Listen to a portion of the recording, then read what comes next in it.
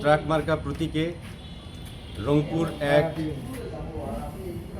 Nomination form উত্তোলন করলাম। আলহামদুলিল্লাহ, আপনারা জানেন যে আমরা 2018 সাল থেকে এখন অবধি পর্যন্ত মানুষের অধিকার আদায়ের জন্য রাজপথে সবসময় সক্রিয় থেকেছি। আমাদের শিক্ষার্থীরা অনেক জায়গা থেকে পিছিয়ে, একইভাবে চিকিৎসা থেকেও বঞ্চিত। সেই জায়গা থেকে আবার তিস্তা আমাদের এই উত্তর অঞ্চলের একটি গুরুত্বপূর্ণ ইস্যু। এই তিস্তার সংকট এখনও মুক্তি লাভ করতে পারে নাই এই অঞ্চলের মানুষ। সেই জায়গা থেকে বলতে চাই, তরুণ একজন প্রতিনিধি হিসাবে আগামী দিন এই উত্তর অঞ্চল রংপুর তথা গঙ্গাচড়াবাসীকে বৈষম্যের বেড়াকল থেকে মুক্তি দেওয়ার লড়াইয়ে আমি জনমুখী আন্দোলন গড়ে তুলে এই অঞ্চলের মানুষের অধিকার সুনিশ্চিত করব ইনশাআল্লাহ।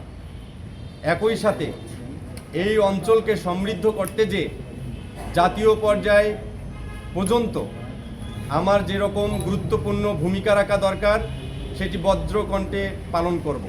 কে উপযুক্ত কর্মসংস্থান নিশ্চিত করা, তাদেরকে উপযুক্ত গাইডলাইন দেওয়া।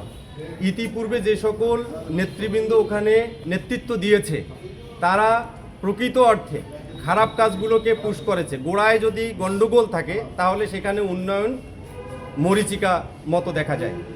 এখানে মাদককে ছড়িয়ে দেওয়ার জন্য আমি মনে করব ইতিপূর্বে যারা নেতৃত্ব দিয়েছে তারাই এখানে মুখ্য রোল প্লে করেছে।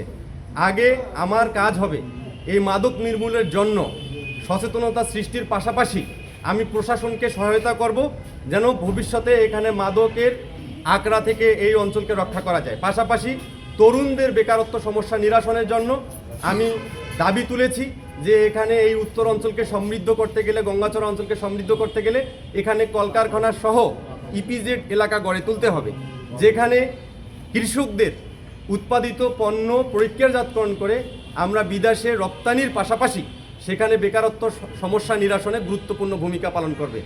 আমি মনে করি এই এলাকায় বেকারত্ব সমস্যাটা সমাধান করাই হচ্ছে সবথেকে গুরুত্বপূর্ণ ইস্যু এবং এটি নিয়েই আমাদের কার্যক্রম চলমান থাকবে।